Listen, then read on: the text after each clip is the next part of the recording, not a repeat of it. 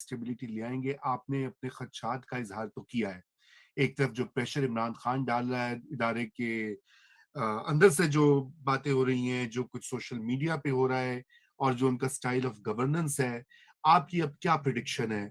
अगर आप उसको बहुत, जैसे कहना चाहिए, एक समरी अंदाज में कहें, तो क्या ऐसे फैक्टर्स होंगे कि शहबाज शरीफ एक कामयाब वजीर आजम होंगे या नहीं?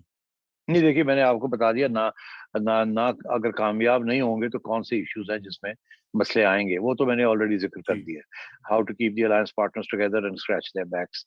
दे विल वांट डील्स। जी। तो वो कैसे डील करेंगे? मगर जो मोर इम्पोर्टेंट चीज है कि वो ठीक है, उनको आप थोड़ी बहुत फंडिंग दे दे, ये कर दे, वो कर दे, वो तो वो चलता रहता है।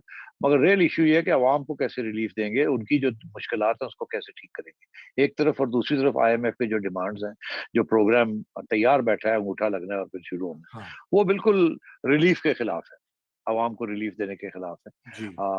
तो अब मुझे दो चीजें मैं इसमें कहूंगा जल्दी जल्दी। पहली बात तो यह है कि शहबाज शरीफ साहब ने जो स्पीच असेंबली में की थी, मैं बड़ा इम्प्रेस था उससे। उसकी वजह यह है कि बड़ी फोकस थी, बड़ी क्लियर कट थी, कोई स्टम्बलिंग नहीं थी, और बड़ी कंसिडर्ड स्पीच थी।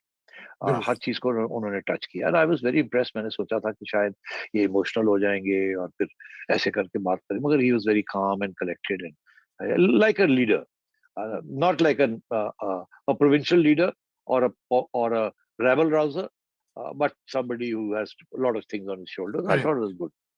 But where I had a problem, and I will say so, is in terms of the so-called announcements that he made right at the end of his speech.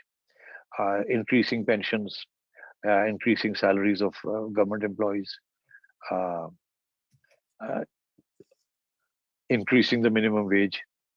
दुरुस्त। The, अब and मैं समझता हूँ इसकी जरूरत बिल्कुल नहीं थी इस स्टेज पे। इसकी जरूरत आती है बजट के वक्त। एक ही वक्त दुरुस्त। सारा कुछ नहीं कर देते। अभी आप आए हैं, there is no need to curry favour with the अवाम। वक्त आएगा उसके लिए। ये आपने क्या किया? आपने कुछ 100-200 अरब रुपया तो जहां रातों रात उड़ा दिया आपने ऐसे कर। इसका कोई फायदा नहीं होगा आपको। आपने जो रिलीफ देनी है वो ना पेंशन में रिलीफ देनी है, ना वेज में, ना मिनिमम वेज में। इन चीजों से रिलीफ नहीं मिलती। ये तो आ, आ, 2-3 महीने और अगर पेंशनर्स जो हैं वो थोड़ी सी हार्डशिप कर लें, या इट्स नॉट डजंट मैटर, ये बजट के अंदर इसको करना चाहिए, बजट से पहले नहीं करना चाहिए। और specially when you have an IMF programme pending and awaiting signature which doesn't allow you to do these things. अलबत्ता जो चीज करने वाली थी और करने वाली है, जिसके ऊपर सारा फोकस है, पेंशन, सैलरीज, मिनिमम वेज, सब भूल गए। आई और वो गई। उसके बाद मिफ्ता इस्माइल साहब ने थोड़ी बहुत इधर उधर किया कि नहीं ये तो उस वक्त आएगी, और इसका तो इम्प्लीकेशन जो 10% है ये बेसिक के ऊपर लगेगा, अलाउंसेस की, और उसको फिर कवर करने की कोशिश की। देखे ना, अभी इसकी जरूरत नहीं है। अगर आप ये करते ना तो फिर ये सारी जगलरी करने की जरूरत नहीं थी। फिर वो सारा इसका इम्पैक्ट ही खराब हो जाता है और भूल जाते हैं, यार छोड़ो, इधर देता था इधर ले लिया। अब बात यह है कि इनको फोकस करना चाहिए द मेन थिंग। वो 3-4 चीजें हैं जो भी है। Even if they have to cut development funds, सड़कें बनानी साल के लिए रोक दें, ब्रिजेस बनानी साल के लिए रोक दें, सिपेक के वो प्रोजेक्ट्स जहां आपके पैसे लग रहे हैं रोक दें। अगर जी। कोई डैम बनाने जा रहे हैं जिसके ऊपर 7 साल लगने हैं, 2 साल का काम हो गया, डजंट मैटर, 1 साल रोक दें। डेवलपमेंट फंड्स जिसकी इमीडिएट यील्ड नहीं है उसको भी 1 साल के लिए रोक दें। पैसे निकालें, पॉवर्टी एरेडिकेशन और सोशल सेक्टर को, जो बड़ा कामयाब सेक्टर है, हैंडआउट्स दिए हैं, उधर दें। और साथ साथ मेहरबानी करके जो चीजें लोगों को तंग कर रही हैं, electricity and energy prices, just focus on those. आपको इतना डिविडेंड मिलेगा कि आप इमेजिन नहीं कर सकते। Forget about increasing salaries, even reducing tax rates. I mean tax rates किसके रिड्यूस करेंगे? ऑलरेडी इतने रिड्यूस्ड हैं। थोड़ा सा आप 50, किसी का एक बंदा है, उसको लाख रुपया तनख्वाह है उसकी महीने की, आप उसका 5,000 रुपया काट रहे हैं। आप वो 5,000 से कहेंगे जी हमने 2,500 काटना है, क्या फर्क पड़ता है? या तो होनी नहीं चाहिए। अगर ढाई, तो इसका कोई फायदा कोई नहीं है, इसकी कोई इम्पैक्ट नहीं है, मगर पैसे बड़े निकल जाते हैं अननेसेसरी। तो focus on the things that matter for people, which lead to inflation. Food prices, commodity prices, essentials like petroleum, energy, and वो imported goods जो necessities हैं। लग्जरी गुड्स के ऊपर आप 10-10 हजार % ड्यूटी लगा दें। पनीर के ऊपर ड्यूटी लगानी है, लगा दें। गाड़ियों के ऊपर ड्यूटी लगानी है, लगा दें। बंद कर दें, मैं कहता हूँ, डज़न्ट मैटर। और प्राइस फ्रीज कर दें लोकल कंजम्पशन की। Let people stand in line for 1 year, doesn't matter. It's the rich. Wealth tax लगाएं। आप गिफ्ट डेथ ड्यूटीज लगा दें। ये वो अमीर लोगों की है ना, transfer resources from the rich to the poor via the yes, budget. That is what you need to do right now. मैंने देखा है, ओ जी अभी एक मीटिंग कॉल कर ली है प्राइम मिनिस्टर साहब ने, किसको बुलाया? The same suspects, same experts, same businessman.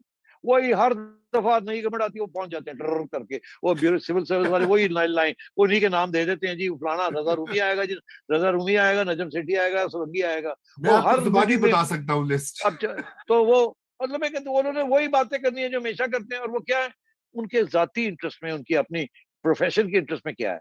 They are the wrong people to consult. Yes, इस वक्त अगर आपने कंसल्ट करना है, कंसल्ट दोस्त जो कि कभी आए नहीं है आपके पास, जो आपको बताएंगे कि जी ये है, this is the way to go forward. आपने अगर अमीरों को और अमीर करना है और उनसे उनसे कहना है कि यार कोई थोड़े बहुत पैसे गरीबों को भी दे दिया करो, तो ये नहीं चलेगा। Things are at a very difficult standpoint right now.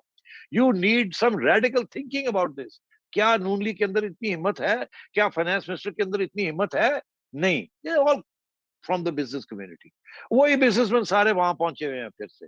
वही एक्सपर्ट्स जो हैं एकेडमीज में जो बैठे हुए हैं, वही घिसी पिटी बजट डिफिसिट और फलाना, वो आईएमएफ की जुबान, माइनर चेंज इधर कर नियो दिया, लिबरल। थोड़ा सा इधर कर।